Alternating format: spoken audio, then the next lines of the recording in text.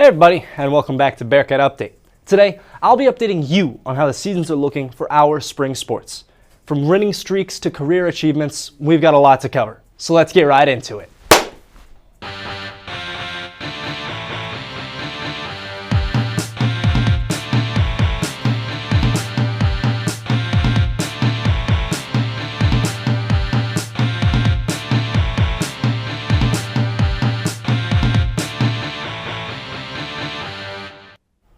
The softball team made history on Friday, setting a school record with its 12th consecutive victory after sweeping a doubleheader against Minnesota State University Moorhead.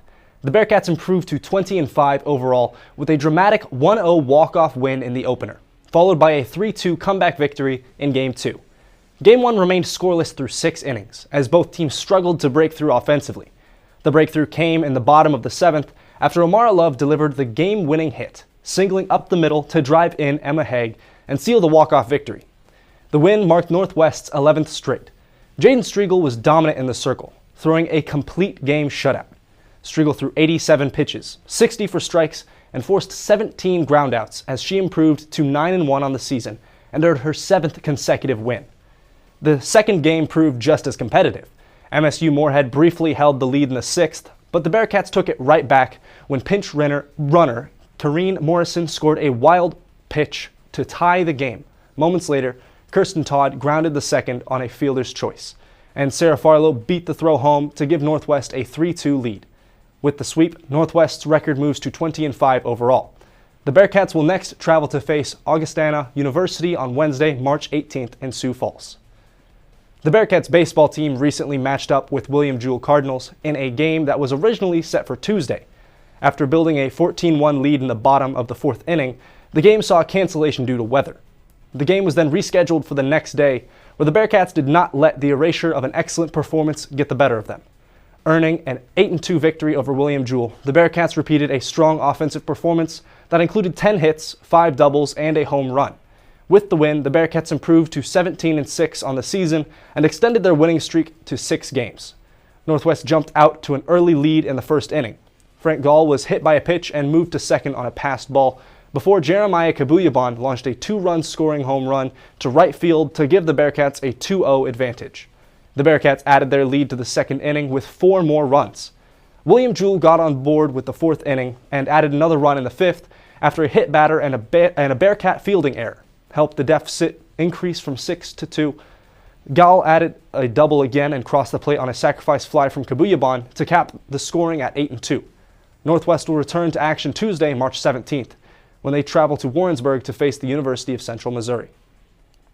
Head tennis coach Mark Rosewell reached a major career milestone on Friday as he recorded his 1,300th career victory in a 5-2 men's tennis win over Southwest Baptist University. The victory helped the number 48 ranked Northwest men's team improve to 4-4 on the season. Northwest grabbed an early 1-0 lead by securing the doubles point. The Bearcats' number 1 tandem of Dominic Vinches and Gage Foltz dominated with a 6-0 win over SBU. The number 3 doubles team, Konstantin Fiel and Pavlo Vysetin, also added a 6-3 victory to clinch the point. Northwest needed 3 singles wins to secure the dual victory and ended up securing 4. Fiel added the final point of the day with a comeback victory at number 5 singles, defeating SBU's Federico Riolo in a 3rd set super tiebreak. After dropping the opening set 3-6, Fiel rallied to win the 2nd set 7-5 before taking the tiebreaker 10-5 to secure the match. The Northwest Missouri State University indoor track and field teams wrapped up the 2026 NCAA Division II Indoor Track and Field Championships with a pair of top 8 team finishes Saturday at the Virginia Beach Sports Center. The Bearcat women scored 22 points to place 7th, tying the program's highest finish previously achieved in 2024. While the men also tallied 22 points to finish 8th, marking the 4th best finish in program history. The result marked the 8th top 10 national finish for the Northwest men and the 4th for the women at the NCAA Indoor Championships. Over the 2-day meet, the Bearcats earned 27 All-America honors, including first-team recognition from 4 relay teams and 7 individuals, along with 4 second-team All-America selections. Our reporter Destiny McDonald recently sat down with a pair of women runners to learn more about one Bearcat's journey to becoming All-American. Most Most athletes face challenges at some point in their careers, but few face the kinds of setbacks that could completely take the sport they love away from them. For Northwest Missouri State University track and field athlete Kennedy Klein, her career has been affected by countless knee injuries and a total of 6 surgeries. Now, after years of fighting to get back to the track, she's finally back and proving that determination can carry any athlete farther than a finish line ever could. Kennedy describes how missing out on the moments with the people she loves was the hardest part of it all. I think the worst part is seeing all my friends going out and playing sand volleyball, and I have to sit on the sidelines, or seeing them run and not being able to compete, or not being able to jump on the trampoline with my cousins, which my dad still doesn't let me do to this day. He yells at me. But just like missing out on things is, I'd say, the hardest part. While her dad still refuses to let her jump on the trampoline, she knows that without her family support, she wouldn't be where she is today. My family is my ride or die. Without my family, I couldn't do it, because it's just so mentally tough missing out and not being able to do the things that I love to do, and just having them to fall back on and talking with them and telling me it's going to be okay, and that even if it doesn't work out, that they're here for me. Even though mental toughness became hard to find some days, teammate Jaden Barnes talks about how Kennedy never stopped showing up for the team. I learned that even though she wasn't competing, she was still with us in heart. And she always wanted the best for her teammates, and she was always almost more hyped than the people who were competing. She was more hyped for the people who were competing because she wanted the best for them, because she has such a big heart. After 2 years stuck on the sidelines, Kennedy expresses the excitement she felt when she was able to lace up her spikes and compete again. I was just so excited to run again and compete, and just feel that dread of the hard race and finishing, and it was so much fun, and I'm still having a blast to this day, and it was just very emotional, and just looking back on everything that I went through, it was bittersweet, I'd say. Competing again meant everything to Klein, and for her teammates like Barnes, her comeback is a running testament that anything is possible. I think it's really cool for us as a team to see her come back, because so many people didn't think that she would be able to after everything that she went through. But I think it's really special because she proves, like, she's a living example that anything is possible if you work hard.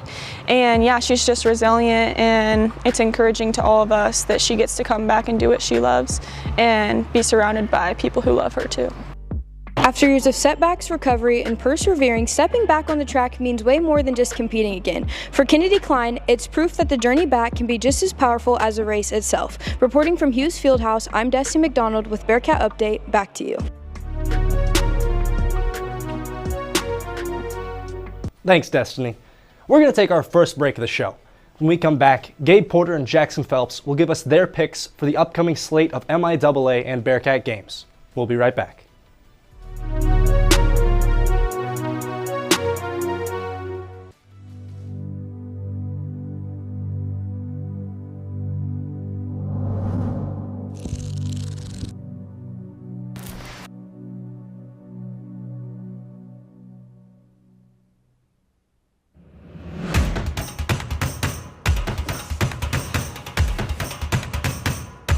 Where did it go?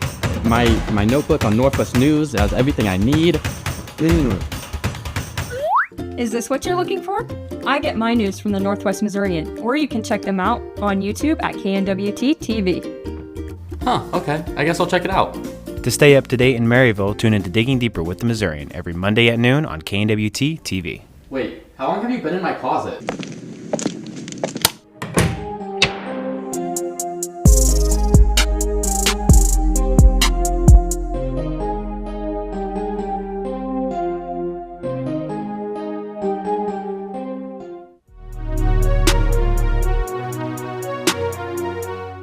Hey everybody, welcome back to Porter's Picks.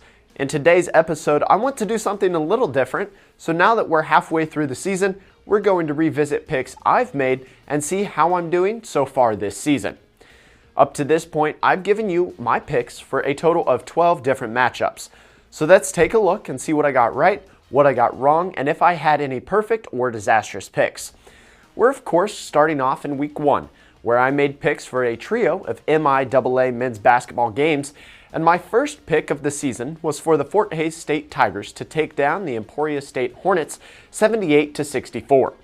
I ended up getting the winner right in this one, but the matchup was a little closer than I anticipated, as the Tigers took home a 73-70 victory.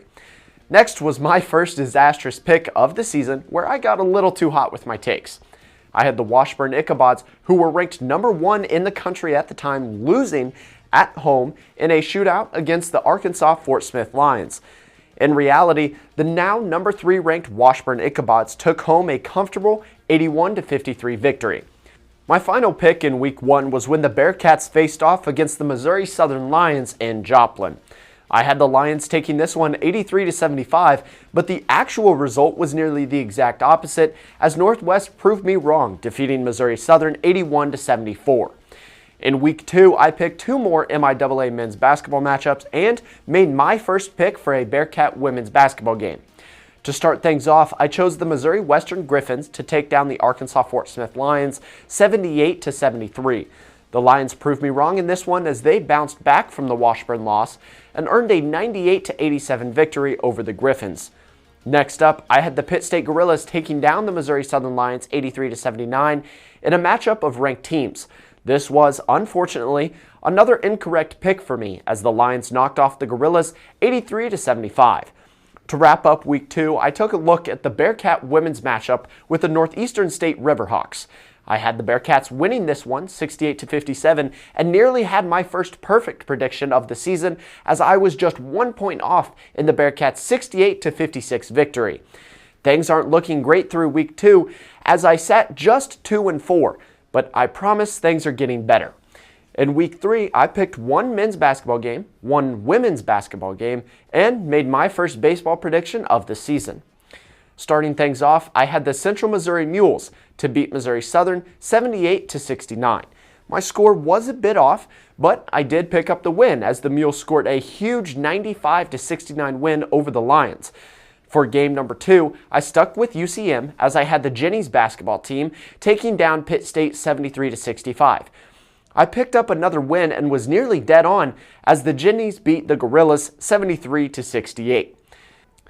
My Bearcat update game of Week 3 shifted the focus to the diamond, as the Bearcat baseball team took on Emporia State in a 3-game series. For baseball, I didn't make specific score predictions for the series, but I did have the Hornets winning the series 2-1. However, the Bearcats once again proved me wrong, as they took 2 out of the 3 games from the Hornets. Things started looking up for me, as I managed to pick up 2 wins with this week of picks. Finally, we have my Week 4 picks. With Bearcat basketball coming to an end, we shifted fully over to the diamond.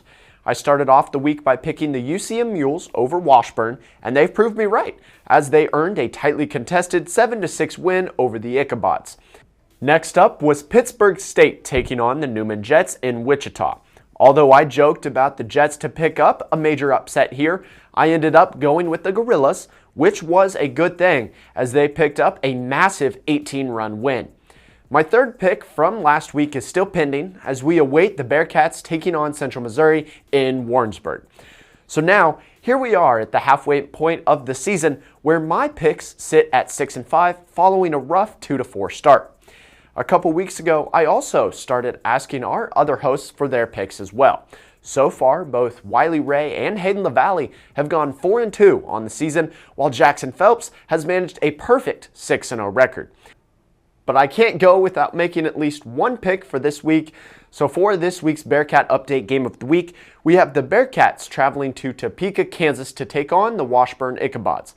Both teams sit higher up in the tightly contested MIAA standings, as the Bearcats sit at 4th and the Ichabods sit right behind them in 5th.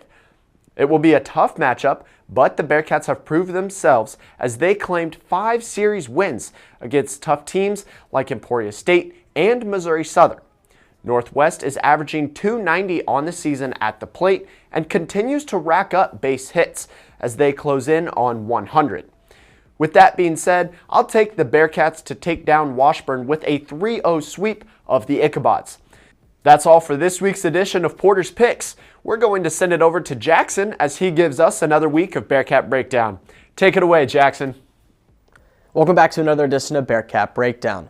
I'm your host, Jackson Phelps, and this week we're going to be looking into Bearcats' next baseball series against Washburn. Let's dive in.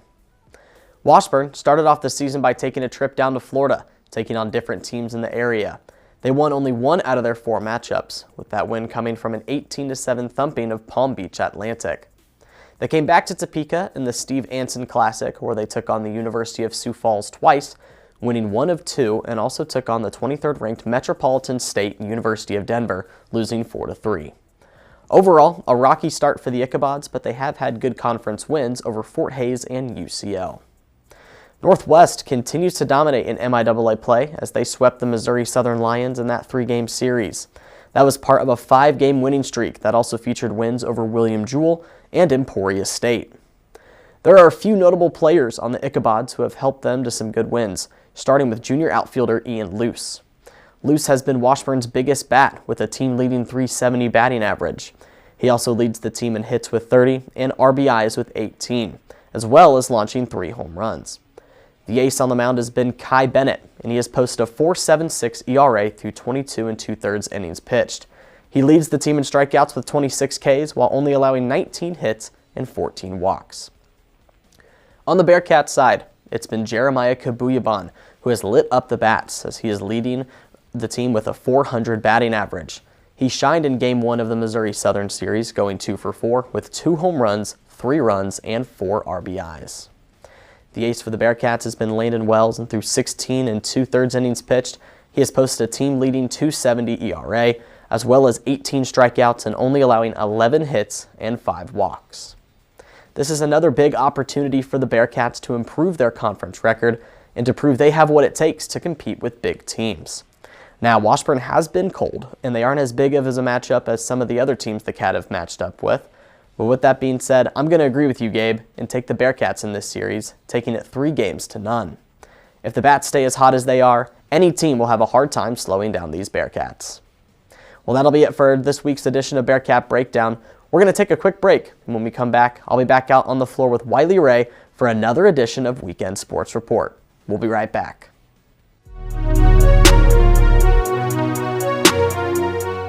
Unlike other organizations on and around campus, here, the students do it all. KNWT is a student-run and student-produced television station. To support this content, you can go to our YouTube channel at KNWT Channel 8. And watch the latest shows or even enjoy blasts from the past.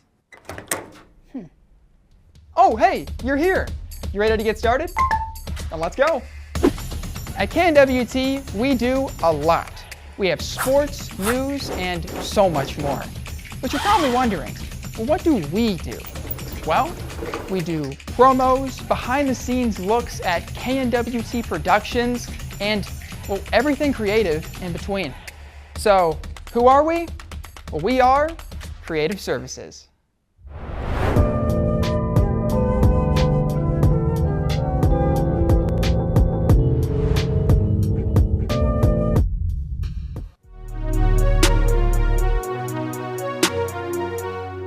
Welcome back to the Weekend Sports Report. I'm your host, Wiley Ray, and with me is Jackson Phelps. Spring sports are in full swing, so let's get right into it. Cue that intro.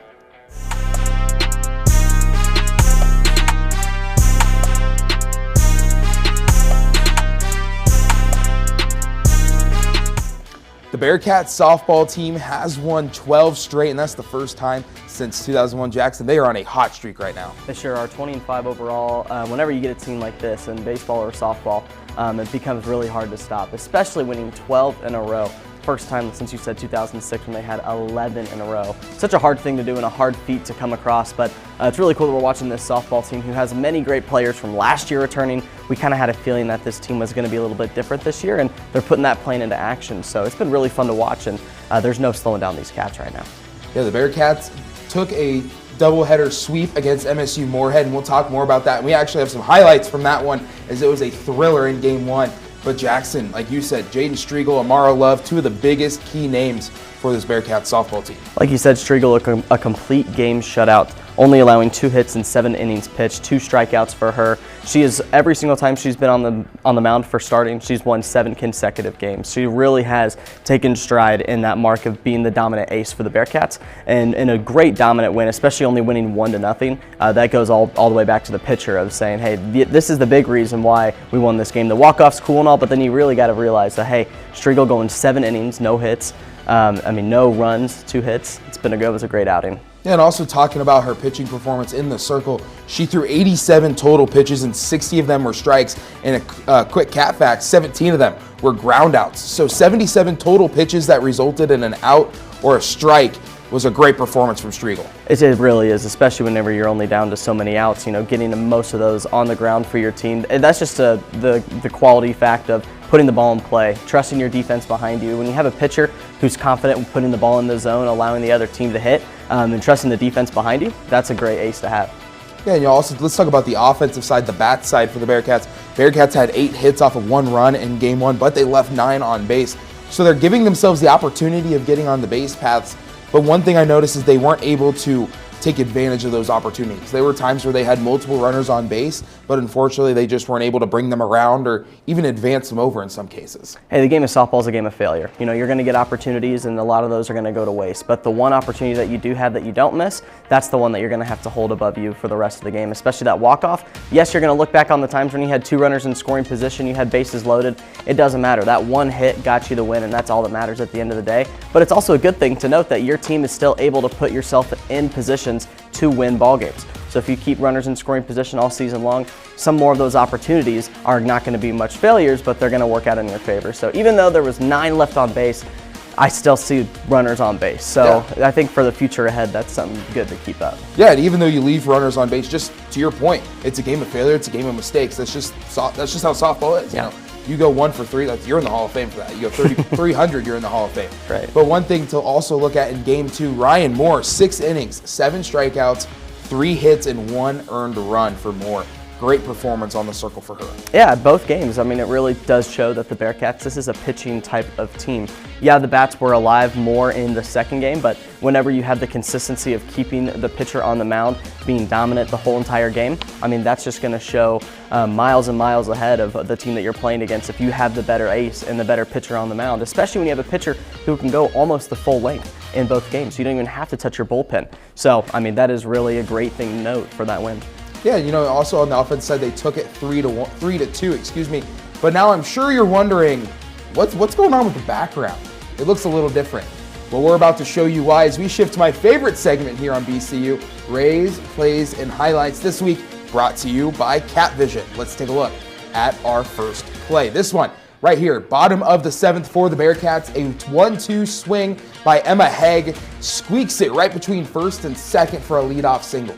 Right there, you see when you're getting started, no outs on the board. Obviously, you put one more run on, you're going to win this ball game. It was a great approach by Haig. She was waiting for something in the zone. This one was a little bit down, as you can see this pitch coming right here. See, it's a little bit more down and outside of her zone. She did a good job of keeping her hands inside the bat and following through. She met the ball right where the zone where she was supposed to, snuck it right through the first base line. That was a great single by her, and that opportunity, kept the Bearcats rolling. But a great start on 0 outs. You want to get your first batter on, especially in the game-winning inning. So a great piece there by Haig. Yeah, no, I agree with you 100%. When you look at the way the pitch was designed, Farman was trying to pitch it away, pitch it outside, low and away, just how a pitcher is designed to and told to. But right here, Haig does a good job, like you said. 1-2, you got to defend that zone. The zone favored a little more to the right or towards the left-handed side of the box. So you have to sit there and you have to try and push the ball. Macaroli here for the Dragons did a great attempt of diving, making a diving effort. Almost had the snag for the first out, but just wasn't able to come away with it. Once again, a great sequence for the Bearcats, leading things off here in that bottom of the 7th. Let's take it now to our second play, where this one is a little bit of a sneaky play for the Bearcats. And this one right here, no outs. This is a good idea, and we talked about getting on the base pass. Yep. A great thing being aggressive for Northwest. And one thing we see is Haig being aggressive on the base path. She actually tied Love for the most in the season, leading the team with 14 on this one right here. And a great job by the Bearcats. Another opportunity that you see ahead of you. 0 outs are still on the board, and the Bearcats are saying, why not put another in scoring position? Yes, when you have 0 outs, you have a little bit of wiggle room to work with, especially on the base paths, but I love the aggressiveness. They're wanting to win the game right away. You want to put one more hit on the board, and right there was a great jump by Haig and an even better slide. She got her foot ahead of the base. You'll see here when she does go for the steal. Right here, you'll see the foot goes first, and it hits it, and it was a bang play. It was a good throw by the catcher down, but like you said there, putting the Bearcats in opportunities to win the game early on gave them that big opportunity, when we'll see here in a little bit. Yeah, and when you look at the defense, it was a great throw by the catcher and it was, like you said, a bang play. Catcher did a great job throwing it down, but Haig obviously was able to get around on it as we take a closer look. I do want to pause it here coming up, but Jackson, defense was really good for the Dragons. Pause it right there. Haig does a great job, like you said, getting her foot around. The way she positioned her body, she was aiming for that far side of the bag. That's one thing that you're told by your running coach or even by your head coach, especially at a high school level, is you always want to go for the farthest part of the bag, especially if, say, you're diving into first in baseball when you're leading off. You go for the farthest part of the bag because it makes it the farthest distance for someone to tag you out. And Haig does a great job right here of putting her foot on the farthest part of the bag and making her reach over. And that's ultimately what helped the Bearcats put a runner in scoring position with no outs in the bottom of the seventh. Now, let's take it to our third play. And this one right here, Jackson, was another great designed play, a sack bunt for the Bearcats, putting a runner at third with one out. Did a great job laying it down. 1-1 count, so you had room to move around. Not a lot of pressure, but laying that bunt down, you shift it over to that first base side. You make Farman do her job. You bring everyone in. The third baseman's supposed to crash on that far side, so the shortstop having to cover third, ultimately leading for a runner on third with one out. I mean, what a moment. You have one out. You have a runner that just stole second and out ago. Mackenzie Milner-Eric did a great job at getting the bunt down and also pushing it towards the first base side. You're designed right there, if you're going to go for the bunt, if you get your bunt sign, it's to push it away from the third baseman, push it away from the runner going towards the bag. A great heads-up play by Haig, realizing that bunt is down. She sprinted over to third, realizing that she does have not a non-force out over there, so she has an easier chance to at least get in. And a great job by Milner-Eric. I'm going to give her the MVP right there for putting the position for the Bearcats to win that, because that is a tough play to make. You could foul it off, you could strike out there with 3 foul balls getting on a foul, but great job by her putting it in a great spot on the field, and then a great job by Haig to get over and potentially put herself up for that game-winning run. But yeah, a great moment and a great sequence there by Milner-Eric and the Cats. Yeah, Milner-Eric doing a great job to set the Bearcats up for our fourth and final play. That's right.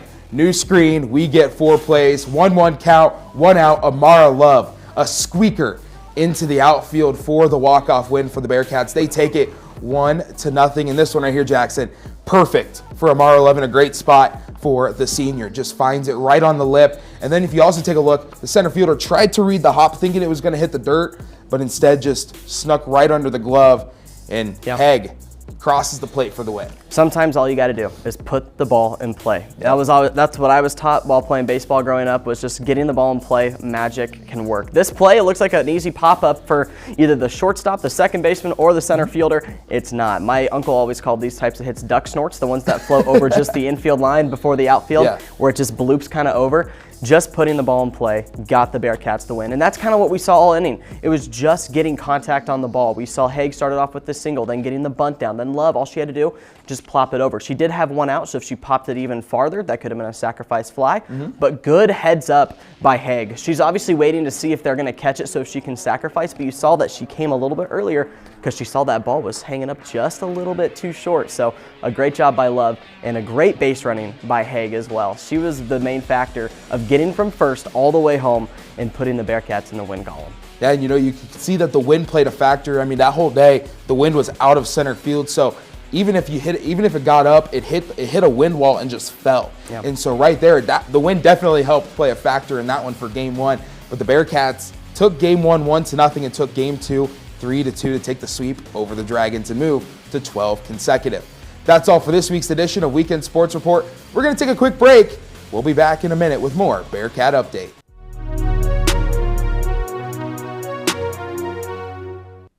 Welcome to KZLX-LP Maryville, an independent student-run station on the campus of Northwest Missouri State University. We play non-stop top 40 hits and offer a variety of different specialty shows. So tune in to KZLX 106.7.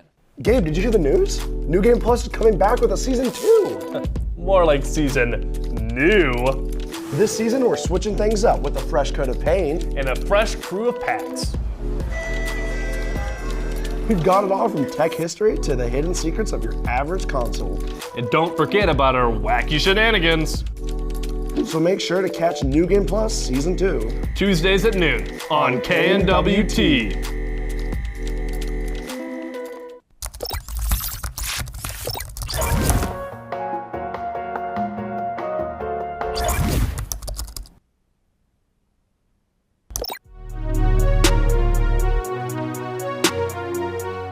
Welcome back to Bearcat Update.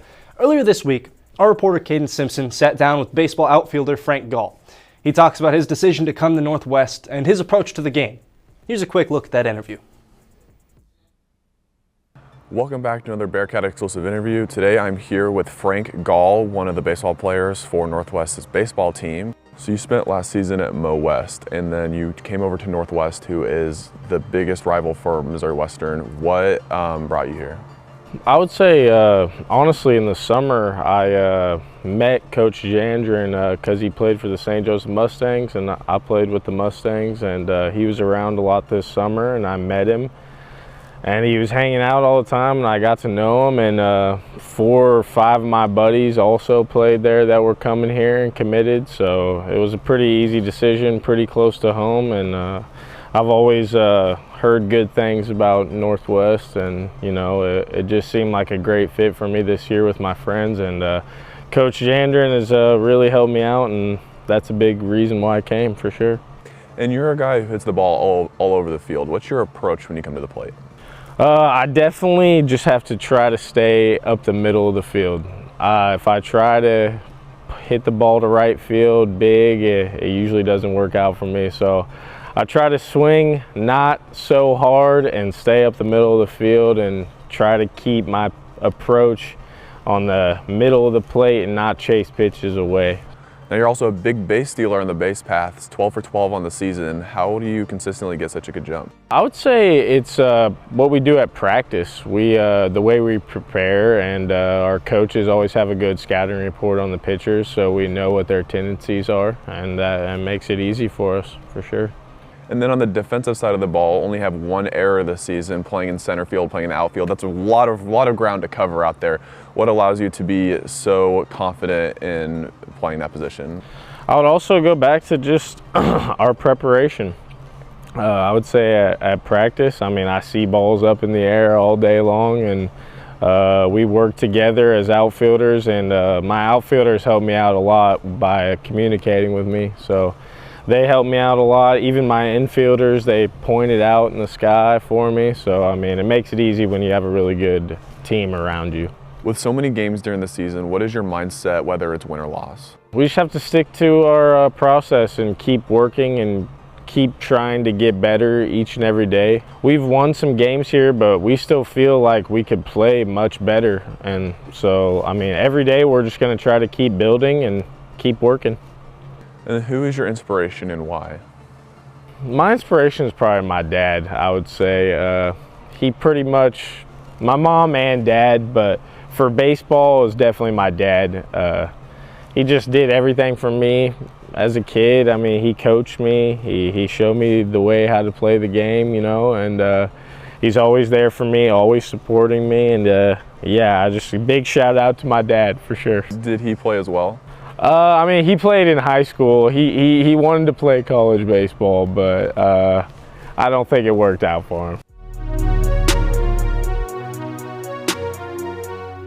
Thanks, Cayden. Well, that's all the time we have for today. I've been your host, Hayden Lavaley, and this has been Bearcat Update, the provider of complete coverage of Northwest sports. We're live every Sunday at 2, and you can find us on YouTube at KNWT TV. Along with Bearcat Update, you can watch KNWT's other content. Thank you all for watching, and we'll be back in no time.